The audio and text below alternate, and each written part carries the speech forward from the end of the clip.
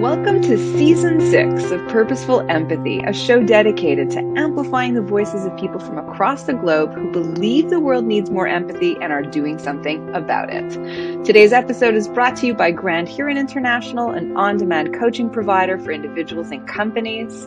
Thanks for watching. Enjoy the show. So welcome to a new episode of Purposeful Empathy. Today I am joined by Christy Vines, who is the president and CEO of the Ideos Institute, a research and practice organization focused on engaging empathy and empathic intelligence in spaces of conflict, division, and polarization. She's also the executive producer of the newly released documentary film Dialogue Lab America. In addition to holding various leadership roles with the RAND Corporation, Institute for Global Engagement, and the American Security Project, she's also had many articles and op-eds published by and including the Washington Post and Christianity Today. She holds a master's degree in public administration from Harvard's Kennedy School of Government. Welcome to the show, Christy. Thanks for having me. I'm excited to be here. I am so excited to have this conversation because I found out about your work. I don't even remember how, through research that I'm doing for my book, and realized that you'd worked on this absolutely incredible film, watched it with my husband and was blown away. And I have to say, I'm totally girl crushing on you, even though we haven't even started the conversation. And I actually had a bit of, I couldn't believe when you accepted the invitation, because I know how busy you must be working in a space around empathy and polarization these days. So on your website, I noticed that the tagline reads, "Our world is in need of empathy." So I don't know if you are aware, but Purposeful Empathy has the tagline, "The world needs more empathy." So we really come at this work with the same sense of urgency, I think, and that it's a significant kind of zeitgeist, I think, in the world and in particular in your country. So I'll start with a really simple question, maybe not so simple to answer. How do you define empathy? And is there any reason that you want to share that brings you to this important work? Big question, important question. I always start with the kind of caveat or the disclaimer that I am a huge fan of Brené Brown. And so much she has inspired me, I've learned from her, and I think she's just kind of mobilized a generation around issues of courage and even empathy. But we define empathy a little bit differently than I think Brené does. And I'll explain more why. So oftentimes we think of empathy as this soft skill. I always say, for a lot of people, it's kind of like this warm blanket, like, oh, you're empathetic. And so it's grounded in feelings and emotions. But neuroscience actually informs the way in which we empathize with others when it's grounded in feelings and emotions, because we often are limited in our ability to empathize with people who are different from us. Mm-hmm. We are much more empathetic with people who are like us. And part of that is because we rely heavily on our emotions and feelings about those people in order to kind of wield or withhold our empathy. So the way we define it is different. We actually think of it as a strategic way of living and engaging with the world, especially the people in it.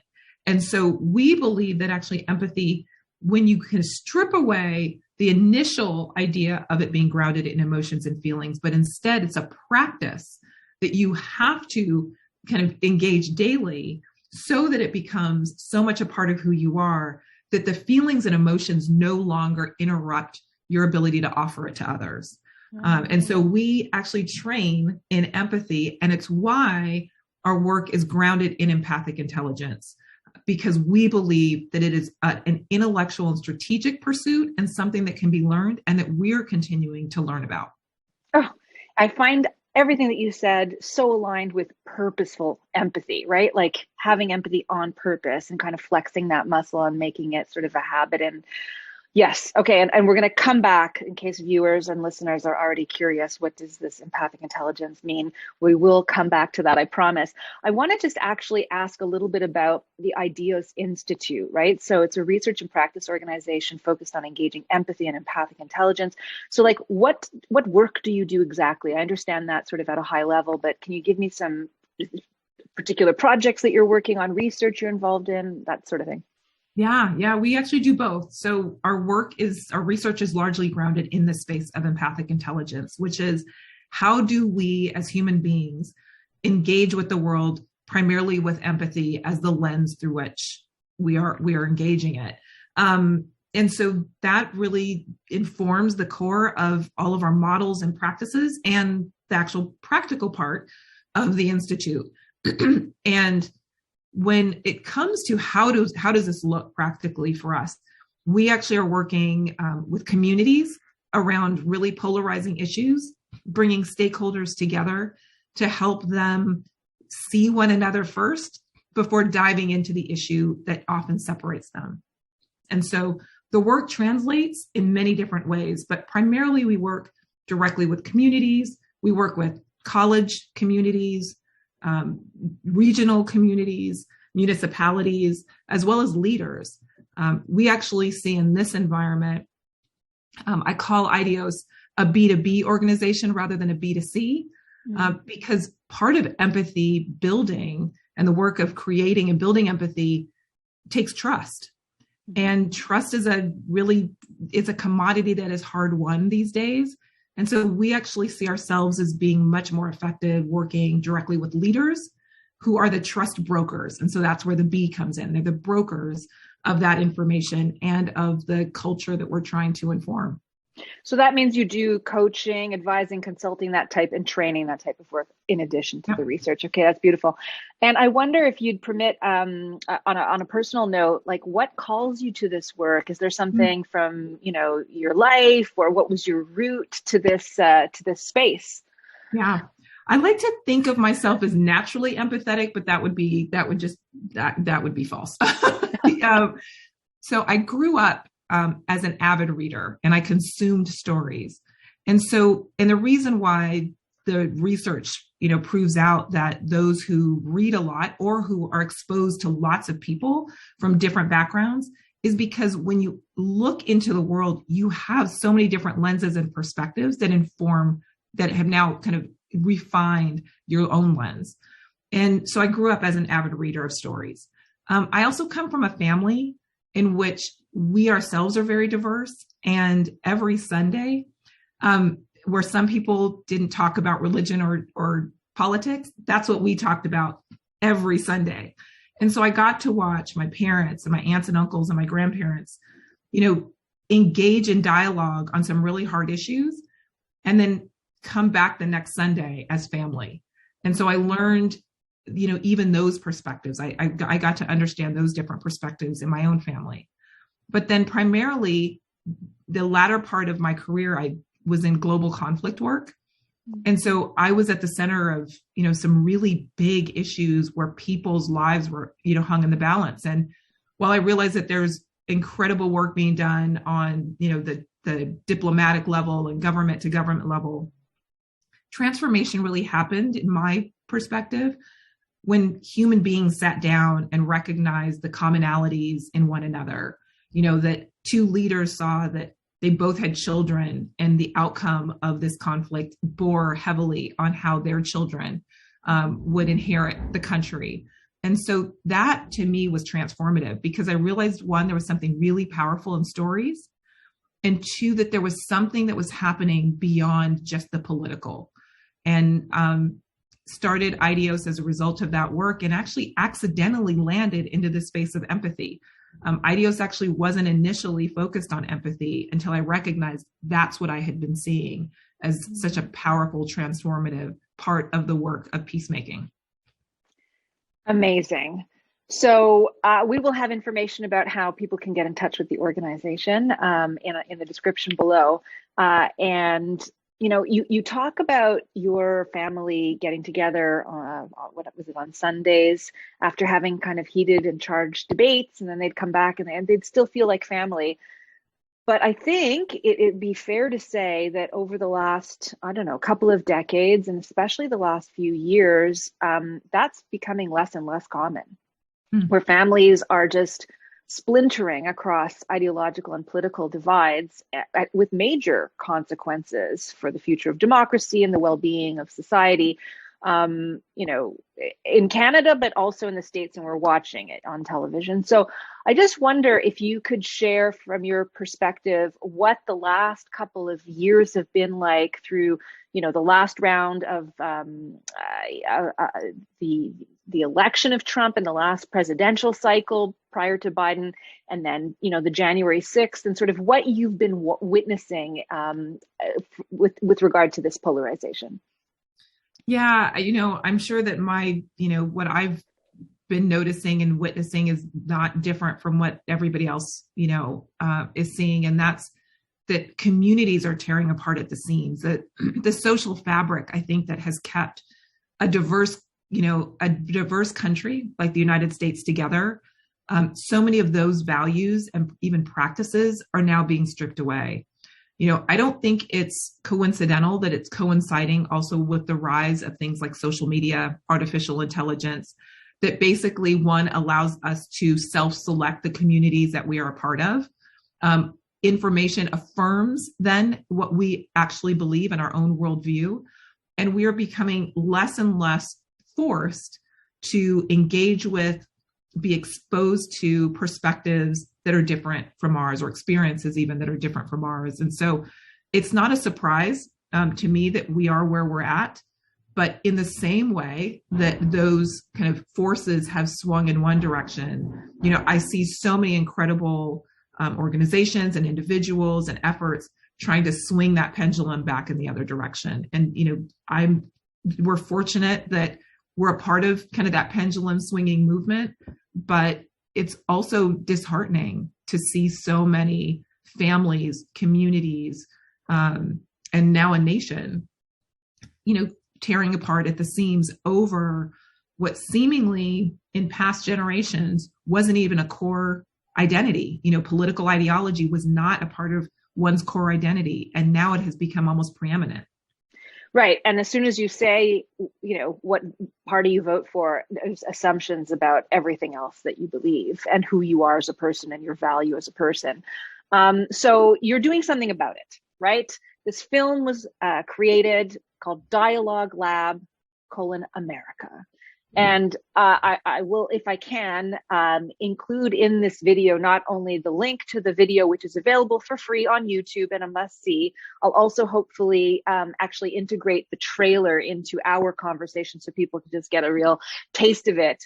Can you tell me a little bit about this film and why everybody should be watching it? Sure.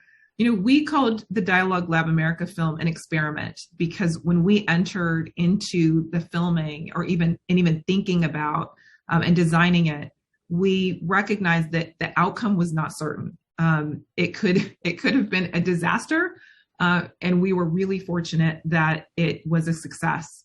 But we really just brought together 12 average Americans from across very different ideological, political, gendered, racial, religious lines to see if the dialogue work that we do as an organization could actually, in some way even make a small difference in the current environment in which we are now existing.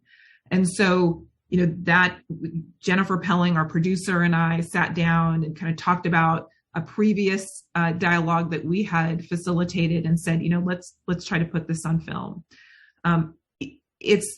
It's amazing in its simplicity, especially when you think about how people are kind of grasping at straws to find something to heal the divides that exist. But yet it's an intentional process. And so it's been a pleasure to share that with, the broader public in hopes that there are pieces of the film that then they can take away some of the skills and tools that we show that they can use in their own life. So the goal is to actually inspire people to consider the opportunity of crossing those divides and hearing with a new set of ears, right? I don't want to put words in your mouth, but what do you hope viewers take away from the film, and what did you take away from the experience? Great question. I think for audiences, what we really wanted to do is to help the public, Joe public, understand that debate is not an answer. We cannot exist when we only have binary choices of either, red, blue, left, right, wrong. It inevitably ends up in a fight because somebody has to win and somebody has to lose in that environment. So what we really wanted to create was a visual expression of an alternative reality where empathy is at the core of it. And as we define empathy is not agreement. We did not intend for this film to be a nice, tied up bow at the end where everybody walked away, kumbaya and holding hands, but rather an opportunity to humanize the other as a transformative way of viewing people who have a different experience or a different perspective than we hold. And so it really is just an inspiration and hopefully a call to action to take one step, even if it's just doing, as those who haven't seen it will see, just doing a finding common ground exercise. You end up finding that the person who you think is your enemy, you actually have a lot in common. You're often motivated by the same things. And so we really wanted people in a safe environment to be able to experience what we call generative dialogue looks like. Am I afraid that these people will get out of hand and go all in and go at each other's throats after being in lockdown for a year and a half?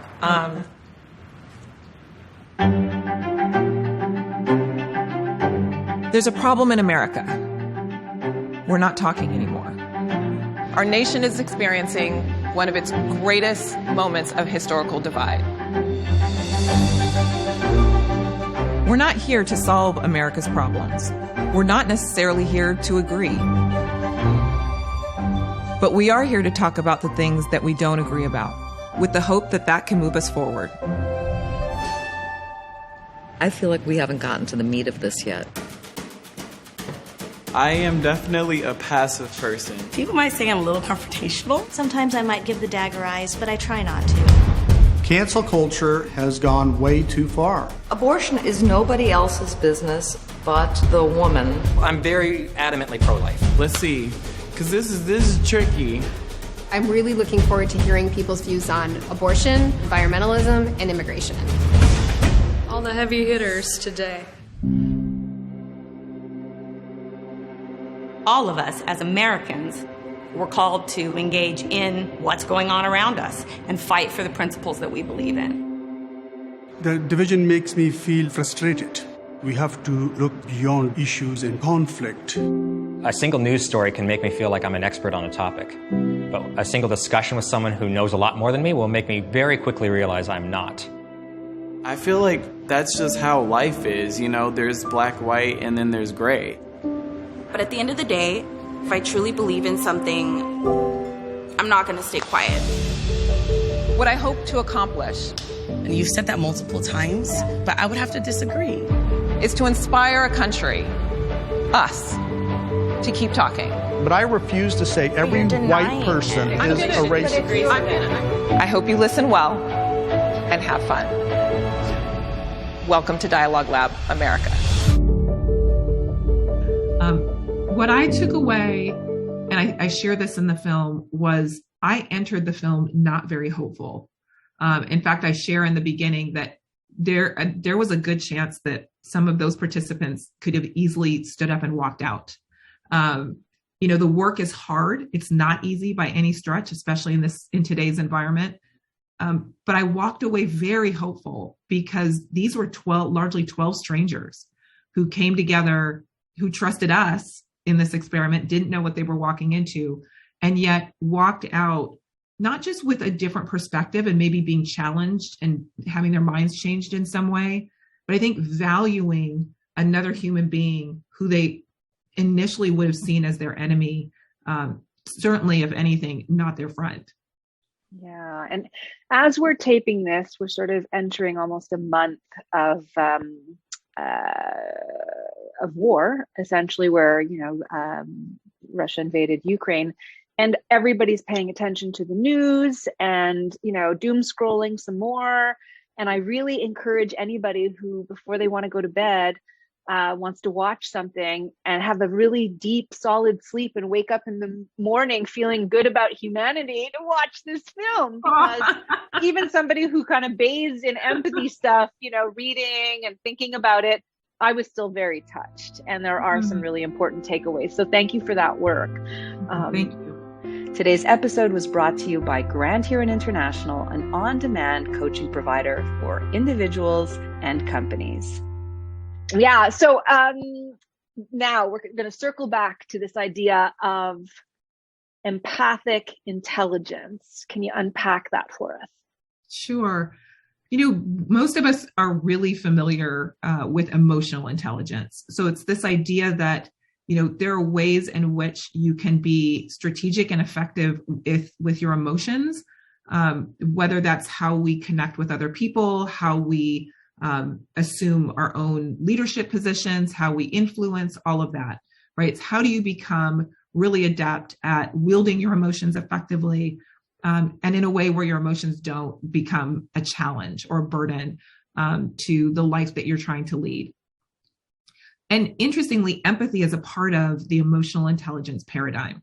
Mm-hmm. And I would argue that that's actually a false placement of it, because we really see, again, as I mentioned, empathic intelligence as not being grounded in emotion, that, at least initially, removing and stripping away those emotions that generally would move us into empathizing with people like us.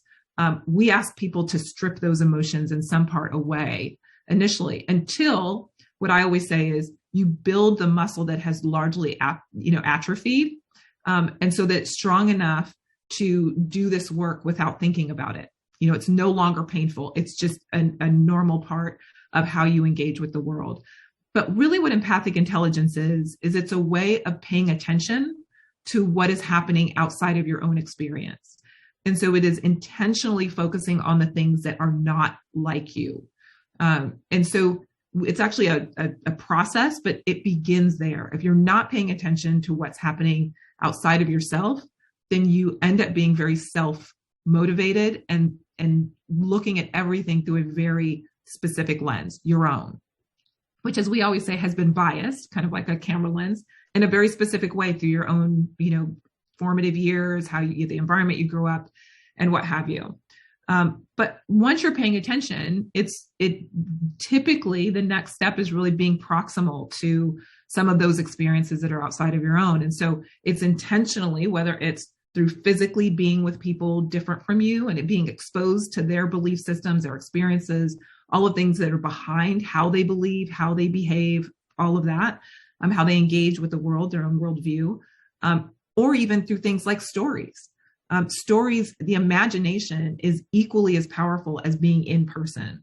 In fact, the brain in very small part cannot distinguish between the two. And so we encourage people, if you don't have the opportunity to be around people that are very different from you, consume stories that expose you to those experiences and those perspectives.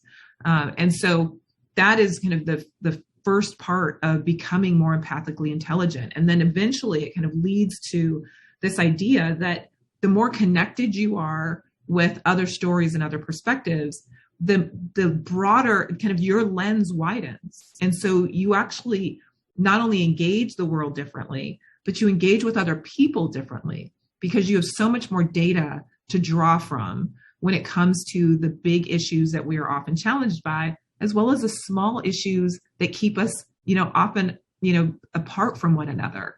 And so, it seems like this big word, empathic intelligence, this super scary thing that would have all this, the 500-step process, but it's actually relatively simple, but it's a practice. It does not happen overnight. And so it's something that you have to do over and over and over again until it's just native and organic to who you are. What you make me think of, though, what you're describing, I think is really an important idea. And right now, as we're taping, there are the confirmation hearings for the future SCOTUS, Jackson. Yes. And I'm thinking that her presence on the Supreme Court will elevate the empathic intelligence of the Supreme Court. I really do. Because there's this idea, I watched this conversation that, she's coming in with an agenda because of an identity that she carries. And yet her lived experience and exposure to stories, as you said, that are unlike what was there before, will actually open up a wider spectrum of human experiences. And why wouldn't we want that? Yeah. There's so much research that has shown that the more diverse even corporations are in their leadership and staff, the more effective they are, and that they actually outperform their peers or their competitors. And it's not because diversity itself is the answer or has some extra value. It's because when you diversify, you bring in new experiences and perspectives into decision-making processes that are left out had they not been there. And that's really the whole point of empathic intelligence. We actually, a lot of empathic intelligence is connected with decision-making and critical thinking. And so it's not, and that's why we really push back against the emotional framework in which it's often discussed, because the most critical thinkers, those who have had to make really important decisions, researchers have found they're also the most empathetic. They have the greatest amount of empathic intelligence because they're not making decisions just through their own lens or through their own experience. They're actually considering so many others, and they have those at their disposal because they've been exposed to them. Mm-hmm. And I feel like that kind of leans in sort of like the political underpinning of empathy, that we can change the world. We can upset the status quo, we can be subversive to, systems of oppression. But I also want to ask you, because I believe your organization is rooted in Christian faith, if you could speak to, the spiritual nature of empathy. I've written in my book about the oneness and the interdependence of us all. And I just wonder if you could share it from your own words, what you think about that. Yeah. I would love to say that the work that we are doing is, that we are 100% responsible, and, we've got all kinds of patents and trademarks, everything else on our work. But I always say we plagiarized it all because as a Christian, I truly believe that, the incarnation of Christ, God becoming man, is the essence of empathy. And so, we actually have a framework that we teach called the way of empathy. And I always say, basically, it's just looking at Christ's model here on earth and just, copying it. And so I believe that really, as kind of the spiritual, we actually call it the spiritual practice of empathy when we're in, faith communities and doing this work from a faith context, because really, I think what the idea of love of neighbor is impossible if you're not an empathic person. And it's absolutely a non-starter to love enemy if you don't have, if you're not filled with empathy and you're not guided by the spiritual practice of empathy. And so I really believe that the root of our faith, our kind of Christian witness and call, is the work of empathy as exemplified in Christ's, humanity and manhood here on earth. Mm-hmm. Thank you for that. I'm really glad I asked that question. So as a final question, and you've been so generous with your time, I love asking my guests if they can remember a moment in their own lives when they were on the receiving end of empathy, or what I like to call purposeful empathy. I wonder if you could share one with us. Yeah, I've been on the receiving end of many. I've been really fortunate, but I have a very good friend who I won't share his name, but I always say is the walking embodiment of empathic intelligence for a number of reasons. But I can remember when we met.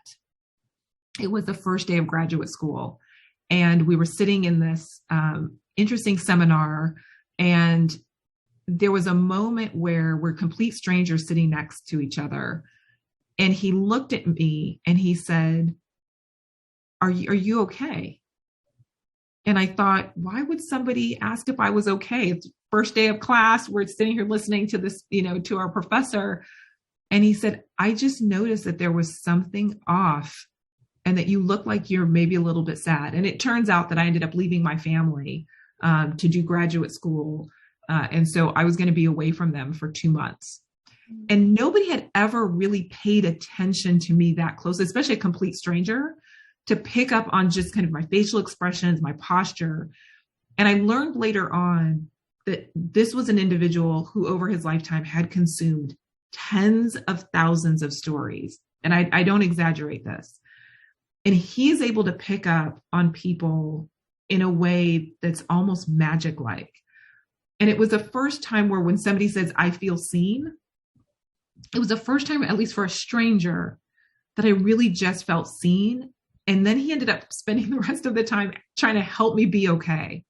And I think that is really the cycle of empathic intelligence begins with really seeing people for the human being they are, for the individual they are, who comes with their own burdens and, challenges and joys and all of that. But then at the end, connecting with them on a level that moves us to want to do something to make their life better. And that is really the essence of empathic intelligence, is not just engaging in the world with empathy, but as a result of that empathy, wanting to make the lives of other people better. And in some ways, sacrificing a little bit of our own selves in that pursuit. Your friend sounds amazing, but it should be noted, Christy, that, if he was a perfect stranger to you in that moment, you could have just said, bugger off, but you actually opened up to him. Just out of curiosity, what gave you the whatever to share? I don't know. Maybe I think also what empathy does, and I think by that point I had probably had enough, enough exposure to all of these stories that I was probably a fairly empathic person myself. You don't feel like you have to walk through life defensively. Some of that fear that causes us to put those big walls up and carry, that armor with us, it just gets stripped away. At least for me, it has. And so I always see moments with a stranger as a moment that enhances my life. And so I always want to get to know other people. And it was really powerful for me to have somebody want to do the same for me. What a nice way. What a life-affirming way to end our conversation. It was such a joy to meet you. You totally lived up to expectations. And again, I will encourage everyone to watch the film and get to know your organization. And I want to thank you for taking the time this afternoon. Thank you. Thanks for having me as a guest. Great. So we'll see you all next week at Purposeful Empathy. Have a good one. What if you had access to your own council of coaches to help you break free from your thinking clutter, make that important decision, and liberate you from whatever's holding you back? At Grand Huron International, you get to choose the coach of your choice anytime from anywhere. Visit grandhuroninternational.com and harness the power of on-demand coaching today.